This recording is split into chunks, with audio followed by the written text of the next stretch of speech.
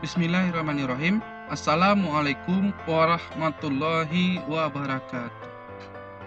Ketemu kembali kita bersama-sama mahasiswa semua dalam rangka melaksanakan perkuliahan kita di mata kuliah Sistem Pendukung Keputusan.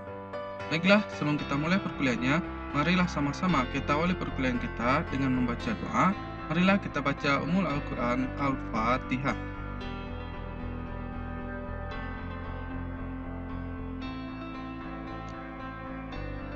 Baiklah, bertemu kembali kita bersama-sama pada hari ini di mata kuliah SPK, yang mana pada hari ini adalah pertemuan kita yang kelima. Ya, pada pertemuan yang kelima ini kita akan membahas metode baru. We will discuss new method in decision support system. Name it analytical hierarchy process. Namanya adalah proses analisis berhierarki atau analytical hierarchy process AHP. Nah, seperti apa metode AHP ini? Sebentar lagi akan kita bahas. Nah, jadi kalau kita merangkum seluruh metode yang telah kita pelajari, maka ini adalah metode yang keempat. Nah, pada metode pertemuan kedua kita telah pelajari metode pertama, yaitu metode Simple Additive Weighting atau SAW. Kemudian pada pertemuan ketiga kita telah belajar metode WSM, ya, yaitu Weighted Sum Method atau WSM. Nah, pada pertemuan keempat minggu yang lalu kita telah mempelajari metode WP, Weighted Product. Nah, pada hari ini kita akan pelajari metode AHP, Analytical Hierarchy. Seperti apa pula cara perhitungan atau penentuan keputusannya di metode AHP ini? Mari sama-sama kita bahas. Kita mulai dulu dari definisi.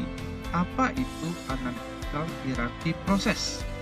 AHP merupakan suatu model pendukung keputusan yang dikembangkan pertama kali oleh Thomas L. Saati.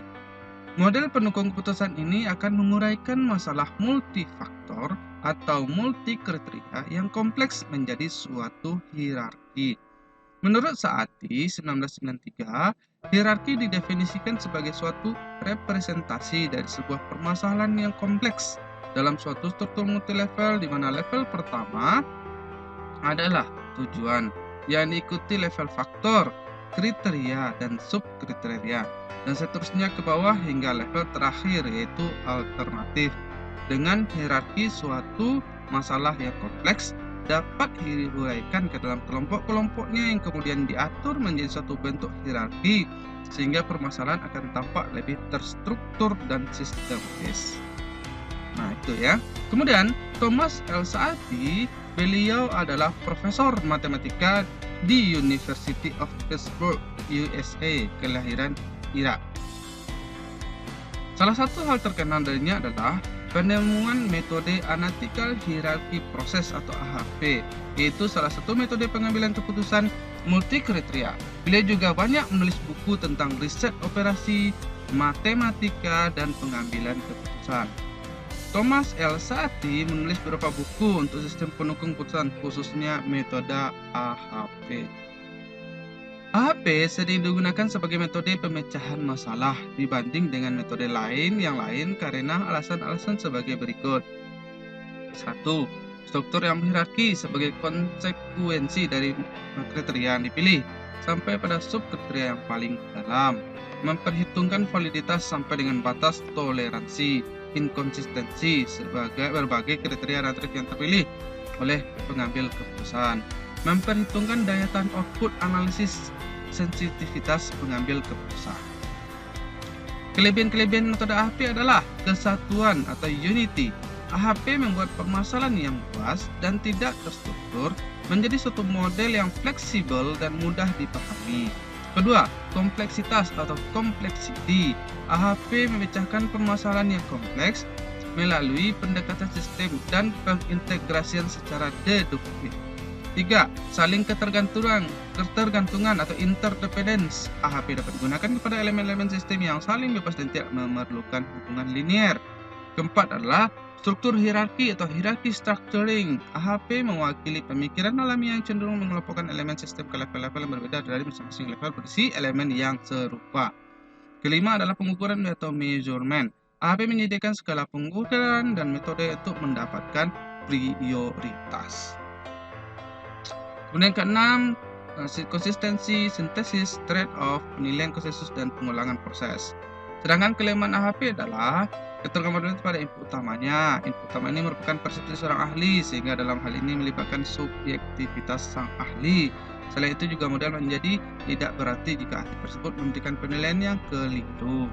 Metode AHP ini hanya untuk matematis tanpa ada pengujian secara statistik, sehingga tidak ada batas kepercayaan di kebenaran model yang terbentuk.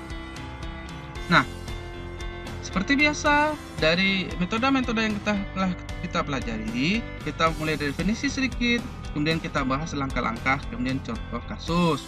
Nah, kita mulai ke langkah-langkah dalam metode AHP. Pertama, mendefinisikan masalah, menentukan tujuan, kriteria, subkriteria, dan alternatif solusi. Nah, ini telah kalau dalam perkuliahan ini saya menentukan. Saya definisikan masalahnya, saya tentukan tujuannya, saya membuat kriterianya, saya membuat subkriterianya kalau ada, dan saya membuat alternatif solusinya. Nah, ya. Kemudian selanjutnya membuat struktur hierarki. Ya, ini baru saudara, ya, dari atas ke bawah. Tujuan, kriteria, subkriteria, dan solusi. Yang ketiga adalah membuat matriks perbandingan berpasangan atau pairwise comparison kriteria. Perbandingan dilakukan berdasarkan judgement dari pengambil keputusan dengan menilai tingkat kepentingan suatu elemen dibandingkan elemen lainnya. Yang keempat adalah menghitung matriks bobot antar kriteria dan prioritas. Kelima adalah menghitung matriks penjumlahan setiap baris atau menghitung faktor agent dari setiap matriks perbandingan berpasangan. Keenam, menghitung nilai rasio konsistensi kriteria. Penghitungan ini dilakukan untuk memastikan bahwa nilai rasio atau konsistensi rasio CR less than kecil dari 0,1. Jika ternyata CR lebih dari 0,1, maka matriks pasangan harus diperbaiki. Ini rumusnya, CI sama dengan lambda max kurang N per N. CR adalah CI per IR. 7. Menghitung nilai hasil dengan data yang didapatkan di lapangan. Ukuran matriksnya ini nilai IR. Nanti kita lihat seperti apa penggunaannya. Nah, langsung saja kita ke contoh kasus. Suatu institusi pendidikan akan memilih seorang mahasiswa teladan atau terbaik di lingkungan institusinya. Oleh karena itu, rektor beserta jajarannya, pimpinan, dan dosen melakukan pemilihan terhadap seluruh mahasiswanya. Pemilihan tersebut menjadi sangat rumit dan membingungkan karena jumlah mahasiswa yang aktif di institusi tersebut berjumlah 15.000 orang. Kriteria tentukan sebagai syarat mahasiswa terbaik diantaranya yaitu IPK, seperti kumulatif, prestasi bidang akademik, prestasi keluarga, ekstrakurikuler, dan aktifan organisasi. Dalam pemilihan dapatkan 9 orang mahasiswa terbaik memenuhi kriteria yaitu Andi, Budi, Cici, Dedi, Emi, Fandi, Gina, Hari, dan Ina dengan nilai prestasi sebagai berikut nih. Pilihlah di antara 9 siswa tersebut manakah yang akan terpilih menjadi siswa berprestasi dengan menggunakan metode analytical hierarchy process atau AHP atau AHP. Mari kita mulai. Seperti apa perhitungan? Langkah 1, mendefinisikan masalah, menentukan tujuan, kriteria, dan subkriteria, dan alternatif solusi. Nah, nanti ini saya bikin soal kan seperti ini, seperti cerita seperti ini, paragraf dan tabel-tabel ini. Nah, saudara lah yang membuat ini masalahnya titik 2 adalah, tujuannya titik 2 adalah, kriterianya titik 2 adalah, subkriteria kalau ada tidak ada, ini contohnya. Ada solusinya ini. Nah, saudara buatkan berdasarkan soal yang saya buat ini. Langkah kedua, membuat struktur hierarki dari paling atas ke hingga paling bawah. Yaitu tujuan yang paling atas, di bawahnya kriteria, di bawahnya alternatif. Ya, berdasarkan ini, ya berdasarkan sebelumnya, yaitu masalah yang dibuat masalah tujuan kriteria solusi. Ini dibuatkan ininya struktur hierarki, karena kalau tidak ada ini berarti bukan metode AHP namanya. Karena AHP itu adalah ada hierarki. Selanjutnya adalah membuat tabel perbandingan berpasangan atau pairwise comparison kriteria. Ini tabel skalanya. Kalau angka 1 itu artinya seperti ini, angka 3, 5, 7, 9 seperti ini. Nah, bagaimana buat tabelnya seperti ini? Nah, angka 3, matriks perbandingan pasangan antar kriteria. Berarti kriterianya ada IPK, akademik, ekstrakurikuler, organisasi. Nah, dibandingkan. Kalau IPK dan IPK 1, akademik dan akademik 1, ekstrakurikuler dan ekstrakurikuler 1, organisasi dengan organisasi 1. IPK dengan akademik, nih seperti ini. IPK dengan akademik 3, IPK dengan ekstrakurikuler 5, IPK dengan organisasi 5. Di sini. Nah, selanjutnya yang terisi ini saya yang buat nih di soal. Ini sudah terberes saja. Kenapa? Sengaja saya yang buat dengan tujuan agar hasilnya nanti sama seperti itu ya. Kalau tidak sama nanti hasilnya, nanti kalau saudara tentukan angkanya, tentu hasilnya nanti bisa jadi tidak sama. Jadi saya tentukan sehingga hasilnya adalah sama. Kemudian yang kosong ini isinya caranya adalah angka 1 dibagi dengan angka sebelumnya. Jadi di bawah angka 1 ini adalah angka 1 bagi 3. Di bawahnya lagi 1 bagi 5. Di bawahnya lagi 1 bagi 5. Nih. Kemudian di akademik, di bawah angka 1 akademik 1 bagi sampingnya 3. Bawahnya lagi 1 bagi 3. Ekstrakurikuler ini 1 bagi samping 2, ya. Kemudian untuk mengisi kosong ini untuk 1 bagi 3, 1 bagi 5 seterusnya ya. Sehingga hasilnya adalah seperti ini. Inilah tabel perbandingan berpasangannya. Kemudian dijumlahkan ke bawah. Nah, 1 bagi 3 0,3 kan, 1 bagi 5 0,2 ya. 1 bagi 5 0,2 jumlahkan ke bawah. Akademik juga 1 bagi 3, 1 bagi jumlahkan ke bawah. 1 tambah 0,33 tambah 0,20 tambah 0,20 sama dengan 1,33. 3 tambah 1 tambah 0,4 nih. Ini bagi ini 9,5. Ini 11. Kemudian selanjutnya langkah 4 untuk bobot nilai pada kriteria prioritas. Untuk hitung bobot antara kriteria dapat kalian membagi setiap nilai yang dapat di kolom dengan jumlah nilai kolom. Jadi langkah keempat itu membagi setiap nilai ini dengan nilai jumlah. Seperti ini caranya. 1 bagi 1,73, 0,33 bagi 1,73, 0,20 bagi 1,73, 0,20 bagi 0, ini dia hasilnya.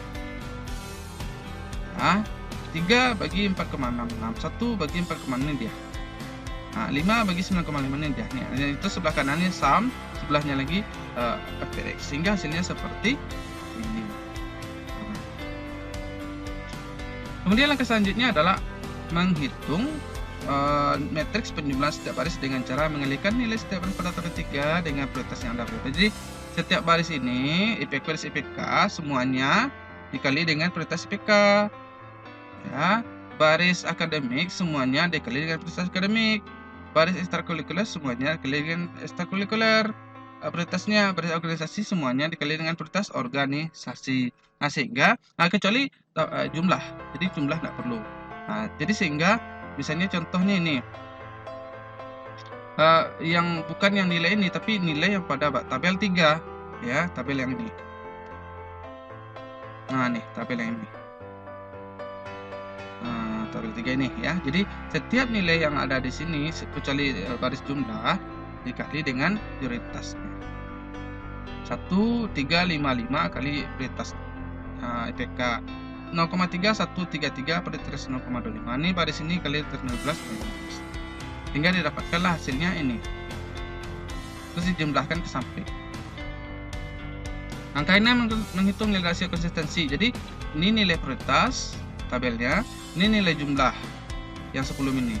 Nah, jumlah ini dibandingkan dia. Kemudian dijumlahkan samping, jumlahkan ke bawah sehingga hasilnya 11,12. Kemudian dihitunglah jumlah kolom hasil 11,12, jumlah kriteria 4, lambda max jumlah kolom hasil 11,12 bagi 4 dengan 2,78. Nah, kemudian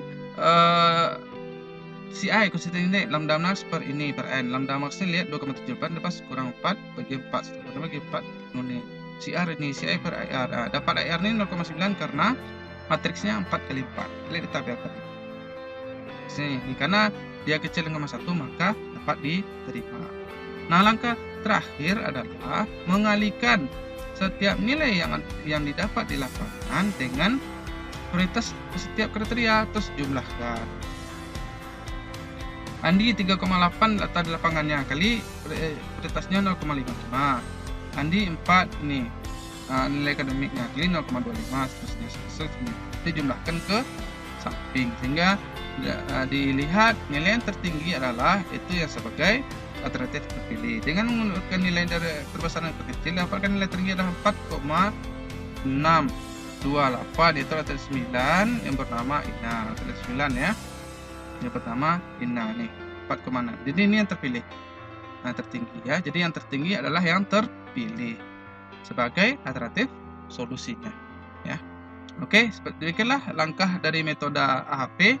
Semoga saudara memahaminya materi tersebut. Nanti ada tugas, kerjakan di atas sebuah video satu buah kasus, di foto, scan, nanti upload ke Google Drive, dan saudara linknya dibagikan di sini. Baiklah, kita perkali kita dengan membaca doa bersama kita baca Al-Quran. Al-Fatihah. Billahi taufiq wal hidayah. Assalamualaikum warahmatullahi wabarakatuh.